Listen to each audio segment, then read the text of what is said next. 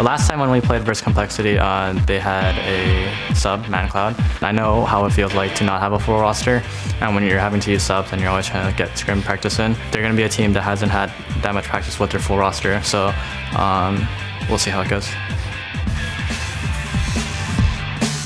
The North American LCS and our next match of the day, Counterlogic Gaming versus Complexity.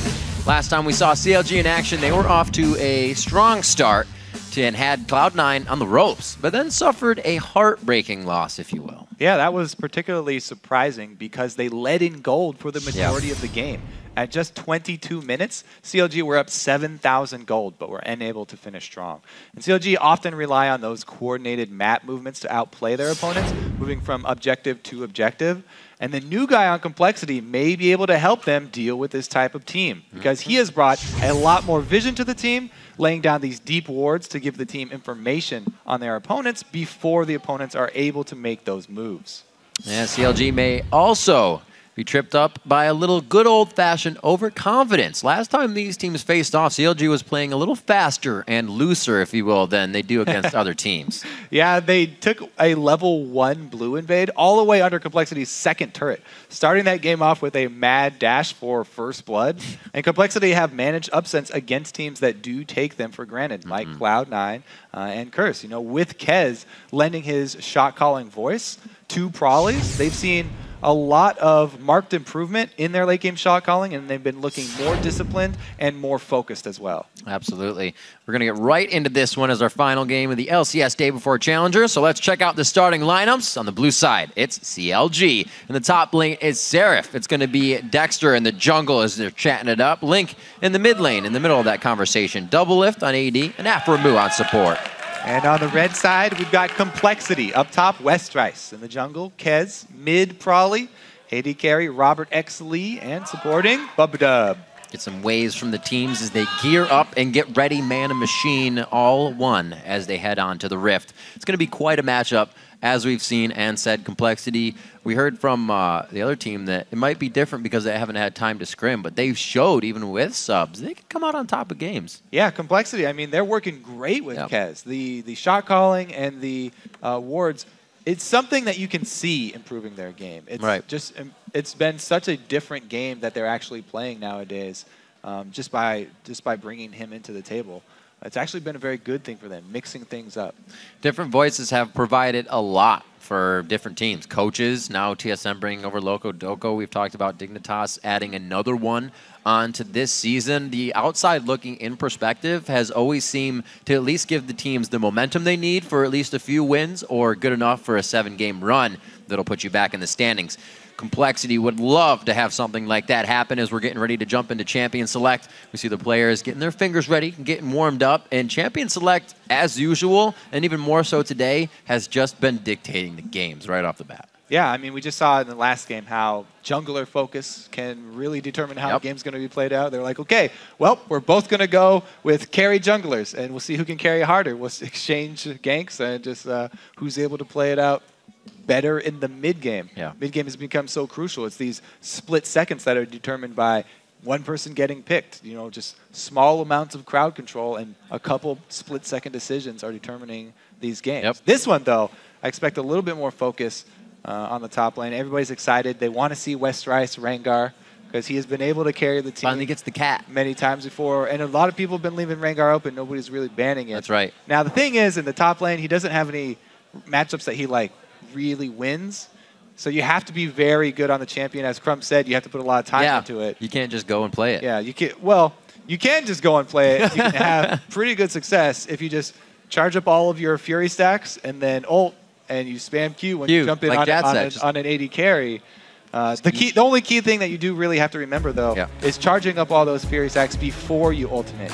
Because now, the extra Fury generation is after you come out of this stuff. So you kill one with your first, and then the extra regeneration after lets you get another target. Let's see what they have for each other in the bans. Last time these two teams met, it was Evelynn, Shyvana, and Lucian that was banned out against CLG.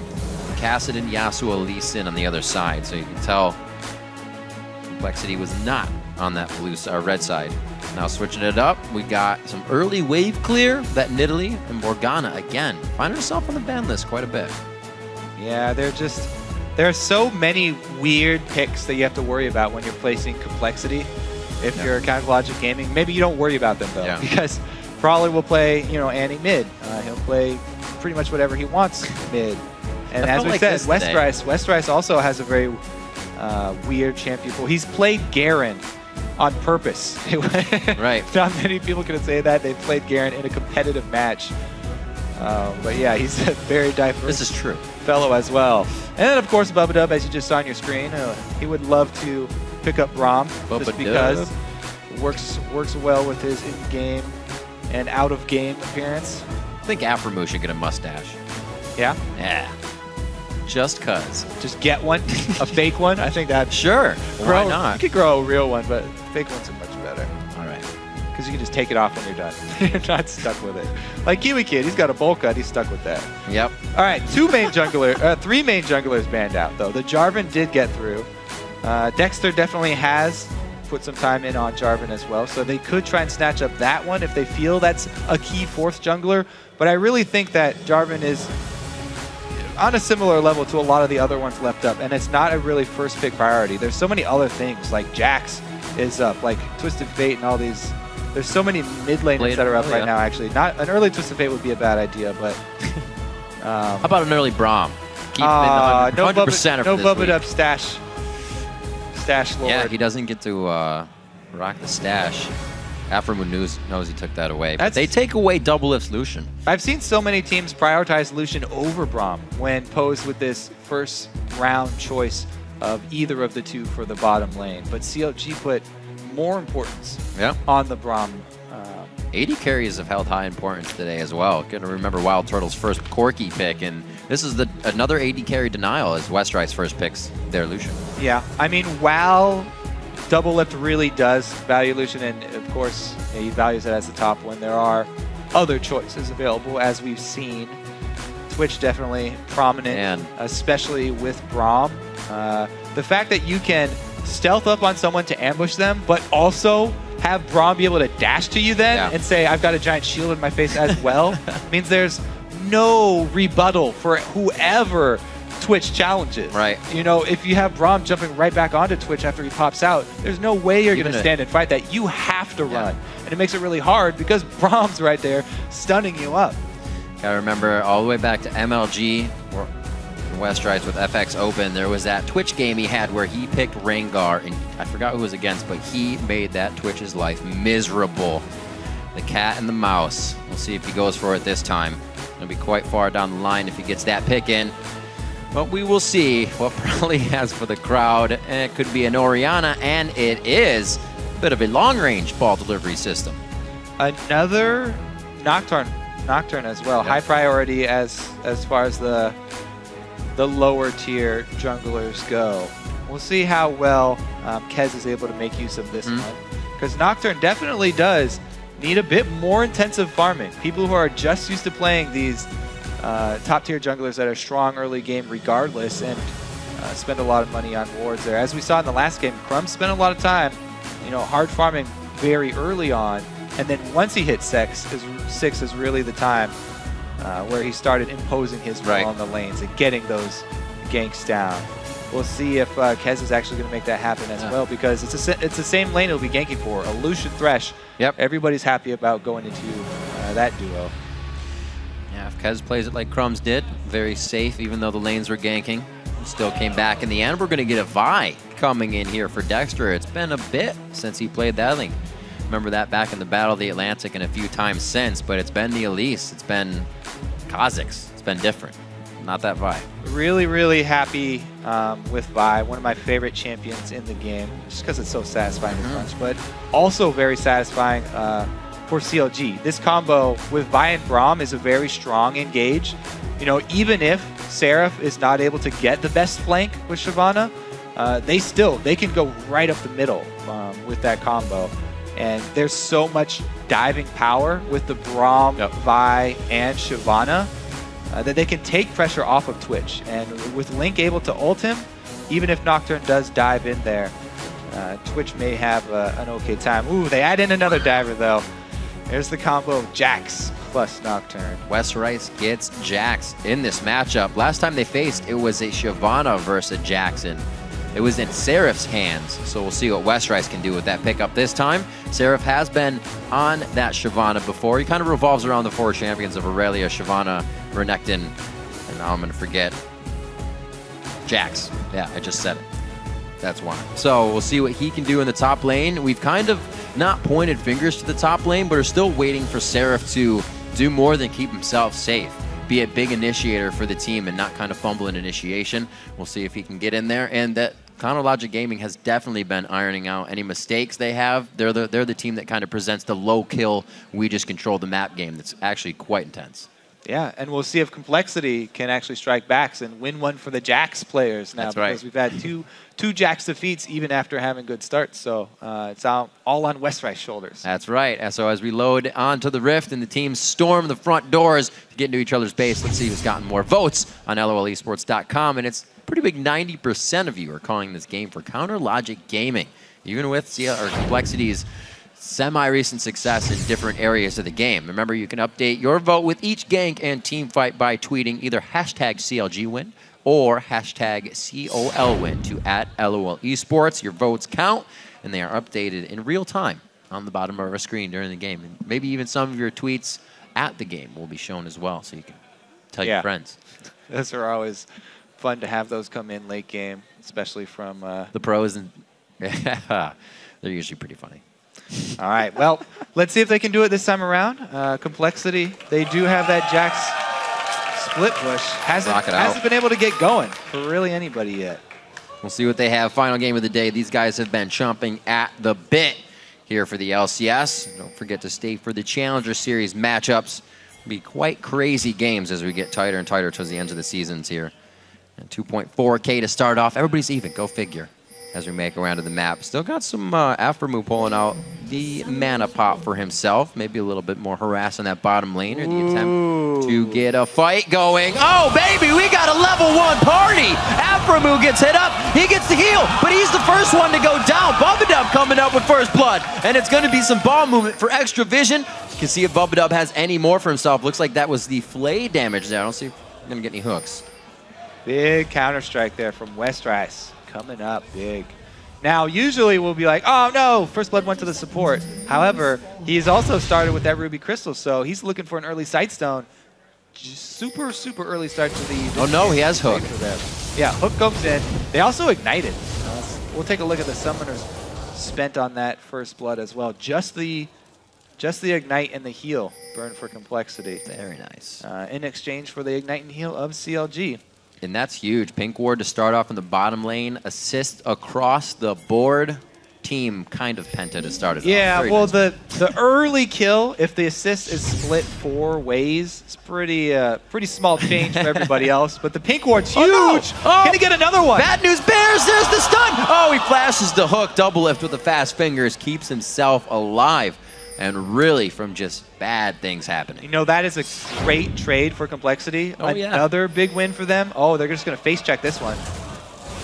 Not much you're going to get out of that. Now, it's a big win for them because Westrice is going to spend a lot of this time probably double jungling. Wow, they back off of it here. They don't have vision. There's a collapse. Another 5-on-5. A flash Another again. flash blown. Wow. Is the red buff gone? Oh, it's still under contest. Bubbadub. These hooks aren't hitting, but they're blowing everything. Dexter gets it back. See if he actually has time to clear this as well. He really won't be that bad off on this. And it looks like Complexity wastes a bit of their own time after getting a kill. They do have pink wards to start out with, though, so the map control should be in their favor here. To begin the match, Westrice teleports to top lane. Seraph does the same, and we are finally underway after that level 1 back and forth. Great presence of mind there from Dexter to recognize the smite coming in from Kez. He did not blow it early at all. Waited for the exact number. Kez just rushed it down a little bit. Miscalculation there. And Dexter comes away with his own red. So he's going to be very happy with that. And Complexity's early start comes to a halt here. Seems like we got a little clockwork wind-up auto attackage going in here from Probably onto Link with some ball movement to add extra damage. So even with that flash, or with that flash down, I should say, and the heal up. Uh-oh, Aphromoo, one link there, could be going down a second time. The 2 shots aren't enough from ROBERTxLEE, and Doublelift putting up the dukes here as he stands toe-to-toe with 2 of them in the bot lane. Thing is, though, Aphromoo also has a Targon, so he can help heal up. Right. If he can get to the minion line. He really wants that cannon minion. He's probably going to have to use a Q for it. Ooh, and then just give it over to Doublelift. But yeah, so he has the Targon charges he can also rely on to heal back up if he gets focused down like that. Whereas Bubbadub, going early Sightstone, is just going to have to rely on his biscuits. That's a hook there we're looking for. Gets the piercing light. ROBERTxLEE tries to deny vision. Great shield coming in, but he puts himself in the brush. He is going to be going down. Doublelift may be able to get the kill on Bubbadub too. He's going to be taking shots. Does he have the slow? There's one. He's going to get locked up. They blow the flash. It cannot get Dexter there in time. He will be there. They hook him in. A great kill for Bubbadub. The poison won't be enough. What a play from him. Wow, Bubbadub salvaging a kill out of that for them. Really, really big pickup. He wasn't able to get another assist down for Robert because it took too long. But however, they were able to salvage something. Let's see what Kez can do seeing Dexter. You know, anytime you get information on the enemy jungler in lane early in the game, especially, need to make them pay for it. This is the problem with focusing Aphromoo. They just do everything early, and then he saves his shield to the last second. Stun goes off, so they catch him in the end of the brush there, and even though he's got healed, Doublelift can finish him off. Here's the problem, though. A little bit too far there from Dexter. Great flash from Bubbadub, by the way, to get out of that. That would have been another stun onto him. Hook lands at barely the right time. It came out just in time and drags him right barely into turret range. Just so close to going fully in CLG's favor, but Bubbadub pulls it back. Great plays from Prolly, really putting on the dissonance auto attack damage in mid lane. Link known to be a very high velocity roamer, but it looks like he's being stuck to the mid lane right now. Whenever he plays Ziggs, you'll see him do the level 5 roam on Ziggs, where everybody thinks he's backing.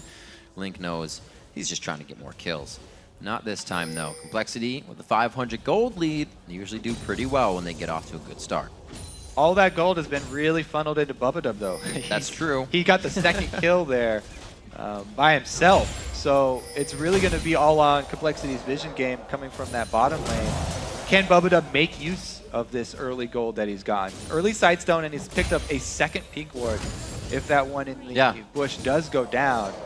How well can he actually control the vision, though? Because he is actually pinned down to the bottom lane for this early game. He can't really leave Robert alone to go roam too much early with the threat of that buy. So we'll see how deep he can get. Kez is going to pick up the slack in the meantime until they can buy Bubbadub a pass out of the bottom lane and let him roam. It's a good back and forth. Seraph trying to get the damage onto Westrice before Westrice just becomes a beast. There's nothing Seraph can do. A few more shots back. You were just saying those wards in the bottom lane. Luckily for Bubbadub, that first pink ward wasn't cleared, so they have some good control still, even getting pushed out of the lane. They can stay safe here. Now back in the position they want with an even higher pink ward as well. They're safe from pretty much everything in the bottom lane. 46-38. We've seen what happens when ROBERTxLEE can get a bit of a lead. He is only an assist now to the kill of Doublelift, but still enough for Robert to kind of take off in the game. We'll see what he can do. His back was the double Dorans. Doublelift's already on the way to getting that Blade of the Rune King. Yeah, Doublelift definitely has more power in lane right now. Since he can sustain with that Vamp Scepter. You know, Dexter's hovering around bottom and he has that level 6, so I'm very curious to see if they can actually start something off with Braum. Braum can dash to his own minions, so this Complexity bottom lane have to be wary about standing next to those melees. If you get too close and let Aphro close that distance, very easy for him to combo and get one of those stuns off. Dexter, you know, comes over for a lane bank, but then goes back to farm his double golems, seeing as how no action is taking place. Nocturne, not quite level 6 here, since he hasn't been able to participate in that extra kill experience that Dexter has and the lane that he was able to feed off of. I feel like it's going to be quite explosive dragon fight we have here, especially with the control that Dexter and Link can put on a big fight. And then you got to watch out for Prolly's Shockwave. All depends on how the lanes are doing at the time of whoever wants Dragon. 8 minutes so far, so it's going to be getting close as the blue buffs are traded off. Complexity is going to be ready here. ROBERTxLEE and Bubbadub have had successful time pushing Aphromoo and Doublelift into the turret since they've been back here. Now, if he could make his way into that bush, then it would be a good gank for Vi, but he doesn't want to wait around that long. And Dexter gives up on that lane. With a couple failed, you know, attempts bottom, or just some time wasted bottom, it's about time to, you know, change direction there for Dexter. Yep. This Jax is having pretty much a free farm up top. Westrice getting off to a very good start here. Early Cutlass already completed. So a Jax getting out of control up top while Dexter focuses bottom. You might want to put a stop to that. We'll see what Kez can do for the team still. Seeing him come in as a sub, we've kind of seen Complexity shaky from week to week with all of their subs. Not the easiest way to start a season, especially with the high caliber of play from all the other teams. They're faring all right, definitely proving themselves here so far against Counterlogic Gaming. Yeah, and let's give Westrice credit for this up top too. Yeah. He had to burn his summoners for all of the early game shenanigans. And, you know, as I said, sharing an assist with 4 other people, a first blood assist, you know, that early in the game is not much money. That's not going to afford him an advantage in lane. So he had to burn his flash and his teleport to get up there early. So it wasn't like he came in with a huge advantage in this. It was a pretty even to start it off. Now he's got very deep vision coverage. So, you know, sometimes Westrice does fall victim to those mid-game ganks where he gets a little aggressive and overextends, but I really like his deep ward over behind that turret. Dexter, though, slips in behind Dragon, trying to take advantage of the recall time of the bottom lane from Complexity, and they do get it. Yeah. Little lax on the side of Complexity there. With the amount of wards they have, they thought that would have been enough, but wait a minute, back and forth, one more bite! Oh my gosh, they both turn out of the chicken fight. And it's going to be about 10 HP on both sides now, regenning as they chug the potions. That was very close. Good both fight. players knowing Good their limits. Fight. Yeah, very, very good fight there. Extremely even. Problem is, for Seraph, Westrice is able to stay in lane. He's got sustained. He's got a Cutlass. You know, he can lifesteal back up, so he's going to get that extra wave. Even though their duel was pretty much even, Westrice stays, gets another wave, and he will be able to teleport back to lane 2. I'm going to say that teleports down if Westrice decides to say maybe this turns into a gank somewhere, but with Dragon down, there's no much pressure to be gained after a big gank. So everybody's back. Everybody's back to farming. Now, this ward in the river might not have seen Kez come around through this bush. So let's see. Oh, they turn something around, Bob. Yeah, after that last wave, Westrice comes right back. Now he's got the upper hand. No more even duels. Westrice all upside Seraph's head, but there's Dexter comes in. Salt and Battery, the Vault Breaker, they open it up. Is there gold inside? Oh no! Wow, that was close. That was close. Great decision there. Dexter does not go for the auto attack finish. His Counter-Strike is up. Cues him to finish it off. Westrice got a little confident. If he had kept running in a straight line and not got back in for the Counter-Strike stun. Quickest way away from your opponent. Straight line. Yeah, might have been able to get out. But he was counting on the ability not being back up for Dexter. Dexter was able to get right through Counter-Strike with the Vault Breaker. And Doublelift was down a little bit in CS, but then go ahead, add Aphros. Well, I guess that's added still, so 97 to 99 as he's catching back up. 17 to 16,000 in gold, just about 500 down actually since they're halfway there. Mobility boots on Bubbadub. He said, you're going to give me this much gold, I'll try to still make plays and hooks. Let's also be safe against Braum play in the bottom lane. I mean, let's talk about Kez for a bit too, because he hasn't been able to make anything happen. Dexter just got kill up top using his ulti. Dragon but and kill up top. Kez has really just been hard farming. He's been putting down a couple of wards on the bottom side jungle of CLG, but really he's just been spending time trying to farm up. And that was almost the same thing that Nocturne, that Crumbs did, but Crumbs was then almost on the back of every counter gank to make it work. Yeah, as soon as Crumbs hit level 6, getting the ulti, started trying to put some pressure down. Kez not able to make anything happen bottom, so he turns his attention towards the jungle once again. Plenty of wards around Dragon, though. Maybe they won't have to give up the second one. Just wondering what CLG will use to make their next move. A good pink ward coming in from Link towards the top side of the red, and it looks like he's going to meander now to the top side with Seraph. Westrice is like, why is he still chasing? That's why. Lulu coming in. The wild growth is there as Westrice kind of alley-oop to his leap strike, but it's not enough to get him out. So I talked about that mid-game focus on Westrice being a problem for him. Yeah. It is a problem once again, even though he prepared this time and he had deep wards and right. you're not able to deal with the roam from Link there. They just pile it on. Very, very smart from CLG to continue to attack that Jax mid-game while his flash is down. He's not getting far away from Seraph right now. Actually behind in gold after those consecutive ganks and due to that global gold stacking up to CLG.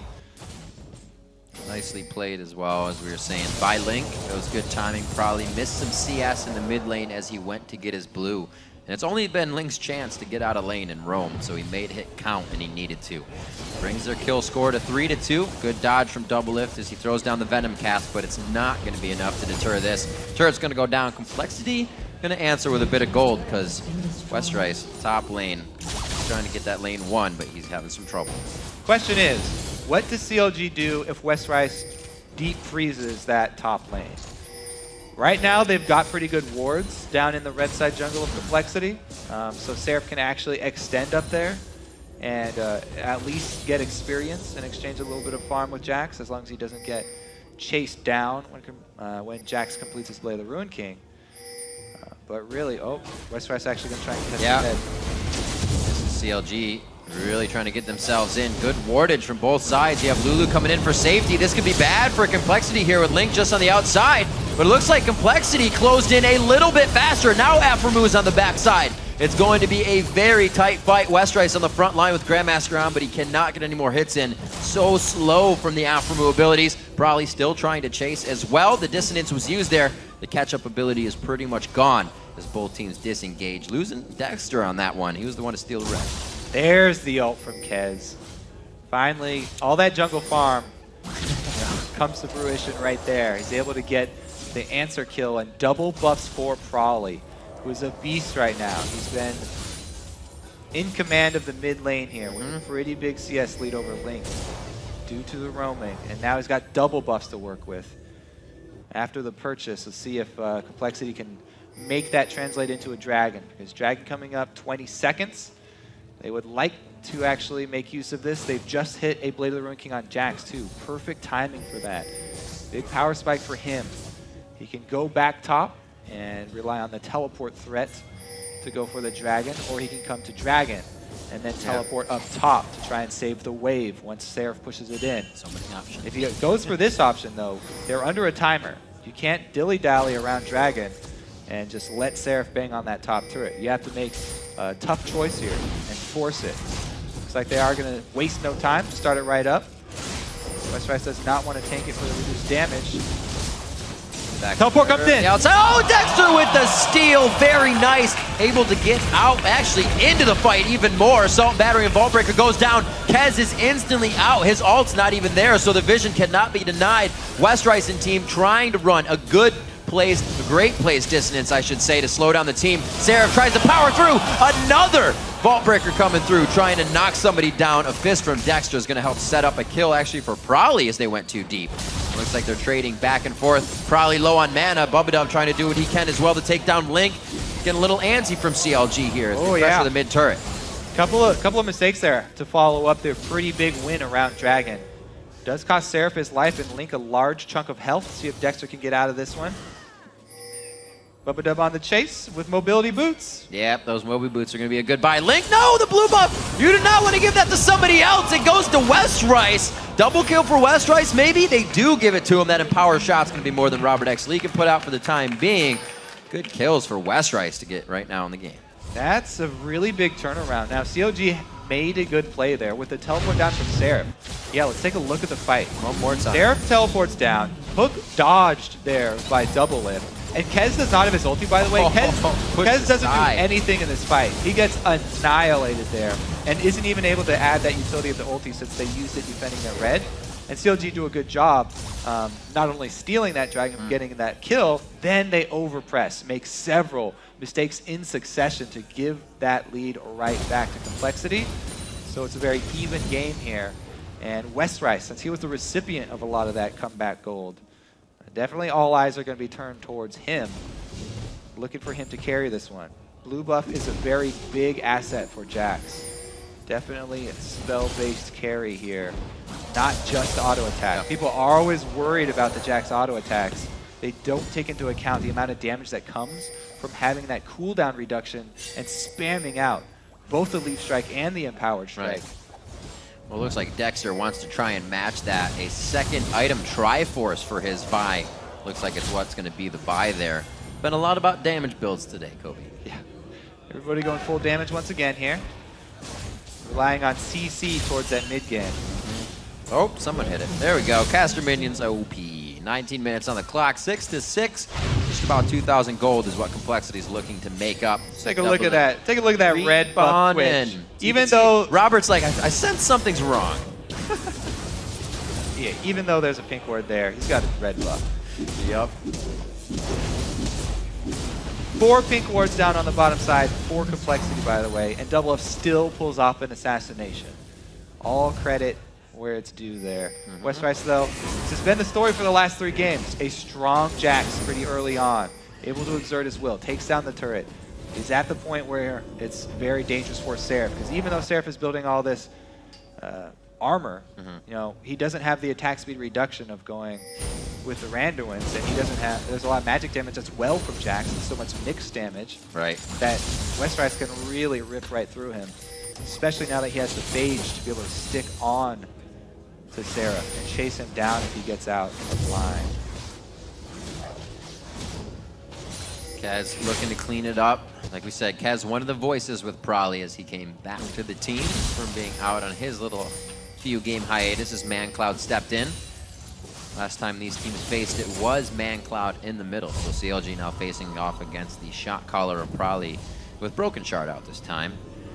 It's worked for him a few games, but Complexity still looking to round out a composition. This one was hard with the standard lane matchup going against what is the best bot lane in NA right now, Doublelift and Aphromoo, them coming out on top, 198 to 175 at 201. And Doublelift, we can see, starting to put on the pressure with a few Twitch kills in the 1v1 recently. So they're starting to feel more comfortable, but we also saw that cause a bit of problem at the last Dragon fight. So it's got to be calculated. Yeah, Doublelift with a double blade build now, both completed. He's at full assassination potential. I mean, not only does it give you the extra burst to be able to use while your ultimate is on, but it also gives you that flat armor penetration, and all the targets that you're really looking to assassinate are these low armor targets. The Orianna, the Lucian, the Thresh even right now, with all these Threshes rushing towards the mobility, the Talisman of Ascension. Very squishy as well. Well, let's kind of pay attention to that word that everybody's saying now. CLG has the map opened. Where are they going to move? Where is the now positioning of them and their rotation? How's it going to work? We'll see what they do. Right now, clearing out some pink wards, and they're really setting up something that cannot be defended by Complexity as they group 5 now to the bot. So Aphromoo does get hooked in, but they just go straight for the dive. Yeah, there's the visual denial, or the vision denial, if you will. Kaz has to be backed off on this one. Very low, gets the summoner heal. The shield's still ticking. Oh, the Venom takes him down in the end after all of those summoner spells. Seraph, yeah, a little too deep on that one. Can't get out with the rest of the team. They feel like it's safe to go in now. One after the other. It looks a little grim, but they've already taken down 4. Westrice doing what he can to clean up the rest, but only with a turret at his side now. He stares down Lincoln and Doublelift. And they're cutting off his supply lines too. He can't get out, so he's got to maneuver around this. Oh, he loses the stun. Throws on the Whimsy to Link to dodge in and out. Breaks the ankles on the counter-strike. 22.5 minutes in. The turret is theirs after the loss of 3. What a bloody battle just for the bottom. Dragon should also probably be theirs. Yeah. These two can easily take that dragon while we go over this replay of the hectic fight. Aphromoo says, yeah, grab me. Yeah, so Aphromoo gets grabbed in, they immediately go for the dive. That's teleport does come in, but here's where it gets crazy. Westrice charges the team, and Seraph comes in from the back. The rest of the team immediately tries to follow up that dive. Okay, so that was the dragon action. And we're talking about them. They both did go for the dragon, but Kez trying to stop it. Are you really that safe, Doublelift? Link on the outside, they say go for it. Let's try to make this happen. Think they may have bit off a little more than they can chew. Maybe just Doublelift. ROBERTxLEE from the outside. Aphromoo does not have the shield. A great help picks coming in to take down Bubbadub on that one, and it looks like they may start to clean up even more when it looks like CLG is down and out from a fight. They are just ready to come back for more. After that 4 kill, they were back to buy, and they want even more after doing their shopping. Kez gets a punch to the back. That's going to be a kill. ROBERTxLEE, the twin bite from Seraph to come out, and the flame breath, and CLG has just taken control of the game. Yeah, it goes from bad to worse for Complexity there. CLG get back 4 kill fights in a row. Quicker. Doublelift just finishes off that pink ward in time too, but a great hook from Bubbadub there makes that. He's going to go down no matter what. Now, instead of backing off here, they go for another hook. He goes back in, Bubbadub dies as well, and Seraph, joining the battle this time, is able to get there since he still has his teleport up, whereas Westrice had to use his in the last battle. So CLG, with the teleport advantage, Complexity picking another fight while they have less mobility in their team. Their tank's not able to join the fight. Seraph cleans up another kill. Great answer there from Seraph. Slow and methodical now. Chronologic Gaming knows they're in the lead. Going to try to push Complexity into something they want nothing of. Let's see if they can do that with the wards here, since it might be just barren. Now, that last, it seemed really chaotic down there with the last couple fights at bottom turret and then dragon. But that's because that's actually CLG's plan. Coming into this, they don't have siege, and they don't want to try and siege and wait around at a turret because Westrice is just going to out-split push them. So they're immediately looking to force something anyway. If Aphro gets hooked in, that's not bad for them at all. He's the giant tank. He's going to want to soak up a lot. He's trying to put up the shield and take damage anyway. So that was pretty much all according to CLG plan. Definitely, regardless of getting hooked under the turret. Seraph was already there in position anyway, and they really capitalized well on that dive. Even though it's not exactly the way you want to start off the dive, it made it work very well, and Complexity trying to rush after it really turned against them. So CLG's comp here working the map very well. Don't want to siege up around turrets, take up another neutral objective, while Complexity do not want to fight them straight up. Talking a little bit about Aphromoo. The Braum play fitting him quite well. Whoa! Front line, whoa! Probably to the back line, and he gets dunked down under his own turret. Aphromoo jumps into the fight. He is just loving the tankiness of his champion on Braum. Kez is now going to have Seraph under the armpits. They're going to go ahead and take him home. And it looks like they go ahead into the base, not even worrying about turrets. They blurred them out. They're going to go ahead and take these down. 26 minutes on the clock, 20-11. CLG has full control of this game right now. And that's what the dive from this team comp looks like when you don't start it off with a hook and with people a couple seconds behind. Really, really strong open from Doublelift right there. Under the turret, pops everything. Ghostblade and ulti annihilates both carries from Complexity. It was really just the perfect opportunity for Doublelift. He saw both carries lined up and he just took the shot. Great job by CLG, everyone in position to capitalize on it immediately too. Dexter, Aphro jumping right in, and then Seraph joining after as well. The whole team really pushing forward their lead right now, and you can see that Dexter believed they had that quite early. Now he's starting to build some defense, but the damage he has been able to build. We saw 0 out Probably with just a few prior attacks from the rest of the team. A help picks at a glitter lance, and that's all they needed to pretty much shut down the max crowd control in the fight. Bubbadub wasn't there to throw down a wall at the time, and if they can have Complexity scattered like that in each one of these fights, CLG is going to just methodically walk into the base as usual and take it all. They're a team that's known to go from your inhibitor to inhibitor and take all 11 turrets in the game. Yeah, coming into this, the main thing on my mind was how are CLG going to pull off these dives against Nocturne, who's going to deny vision to the team. But if CLG are this compact and this coordinated on their dives, and it doesn't matter if they don't actually have the vision for the rest of their teammates, because all 3 of these guys go in at the same time.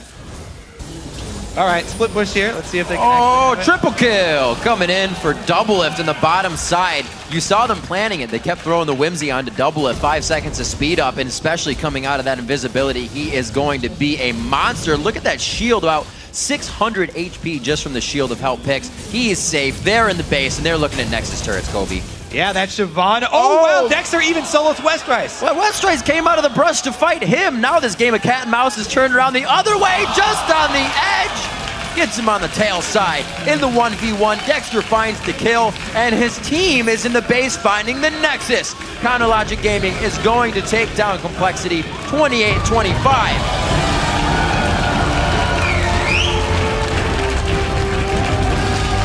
Very satisfied with their gameplay this time around. They were able to execute that comp extremely well. Yeah, Kansas go up from Doublelift. It was as expected for them. Those dives just ended so quickly for them. They didn't even have Dexter that time around. Right. A level 16 buy, which you think would be crucial for that little tower necessary dive. To get past the turret. Just takes the Shyvana Braum combo. Doublelift and Aphromoo putting a hurting down in the bottom lane. We saw Robert and Bubbadub pick up, like you said, a few early kills, but that gold, unfortunately, a little too focused on the Bubbadub. 2 quick kills early for him. Went to Moby Boost to try and activate more, but it's Doublelift and Aphromoo, arguably the best North American bot lane, and it's hard to shut down. They started rolling, and that just gives the rest of the team time to do whatever. We saw Dexter straight lizard into Triforce. He was putting out damage too, getting the dunks in. Yeah, so many junglers transitioning towards carry styles here. Right. With the Nocturne and the Crumbs lizard into Youmuu's coming out. Now, just like that, North American LCS Day 1 here already comes to a close. We still have Challenger, but that was so fast, and so many Jax teams who actually focused on their Jax and got their Jax a good start were not able to split push to victory.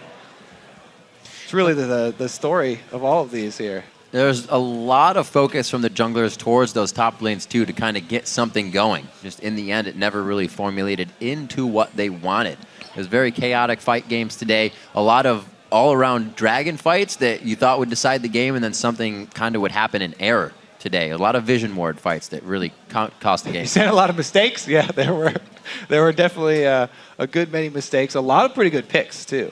And it was pretty action-packed towards that mid-game. A lot of the teams, as you said, since they were running with these Jack split push comps, their opponents were just running picks, and they were trying to force fights.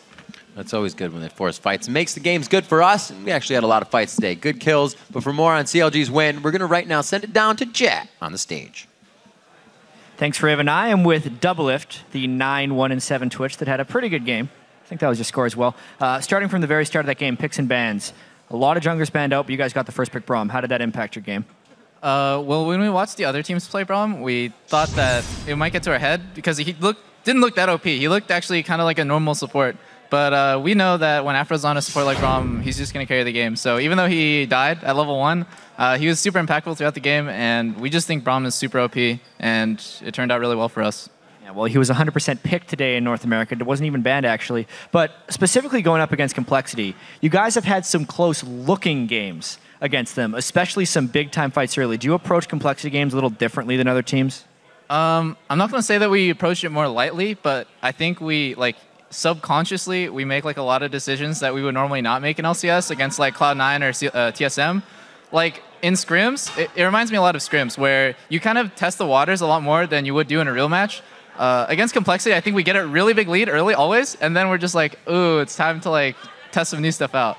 Yeah, well, at least you managed to pop up on a few people with Twitch. Looking forward to tomorrow as well. You guys face the new look Evil Geniuses where Helios is now in the jungle. How are you going to be approaching that match?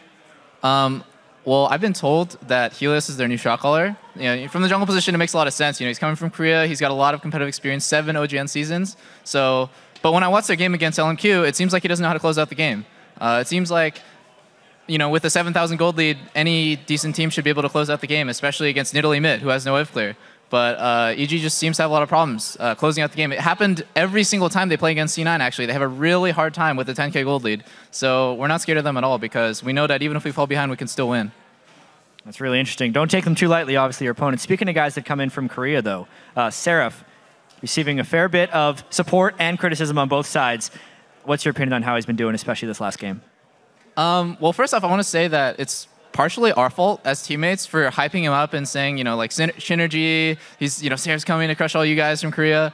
That's like really unfair, and it puts an unrealistic expectation on him because he's not a superhuman. He's just like a normal player who's come from Korea, and he's having like, you know, he has troubles here and there with communication, with adapting to the team, just like any player would. And I think he's performed pretty well so far. Like he's not like spectacular carrying games 1-on-5, but you know, he's not like the reason why we lose. And when people blame him for our losses, it really gets to him because he's the new guy, and it really gets to his mentality. So it's sad to see the community act that way. Well, I guess people can only blame you for losses because you are in fact superhuman, it says. Anyway, thank you very much for the interview, Doublelift. Congrats on your win. Let's send it back to the guys at the desk. Thank you very much, Chad. So let's pull up the table and see how the teams stand at the end of another day of games. And first, once again, it's LMQ and Dignitas with only 2 marks against their record. And 1 game back in third, it's CLG. Then Cloud9 and TSM share 4th place, and tied for last, it's Complexity, Evil Geniuses, and Curse. But we'll be back again tomorrow with another full day of matches, starting with Curse taking on LMQ. Then Complexity will square up against TSM, followed by CounterLogic Gaming versus Evil Geniuses. And we'll see if Cloud9 can get a little rematch revenge when they battle Dignitas. Then in the North American Challenger Series, it's a best of 3 between Coast and Curse Academy. That action gets underway Sunday at high noon Pacific time, 9 p.m. Central European Summer Time. And as we throw it over to Freak and Zyrene for the North American Challenger Series semifinal action, let's take a quick look back at some of the highlights from today's epic action. Da da da da da. You know you're gonna get hit by my cue. What does the fox say? Oh dear, there it is. It's going to be that extra magic damage coming out, and he is able to trickster over the wall. It's a turnaround somehow now. Cloud9 is getting shredded. There's the 1, there's the 2. A triple kill coming in for Wild Turtle. I'm afraid to like make bad jokes because they'll be on all chat. It's going to be a base race on both sides. LMQ versus Evil Geniuses. It knocks on by himself. Turret for turret. He flashes for the second. LMQ's doing what they can. Why did he stop? He stops. They cannot be stopped on that side. And it is going to be LMQ.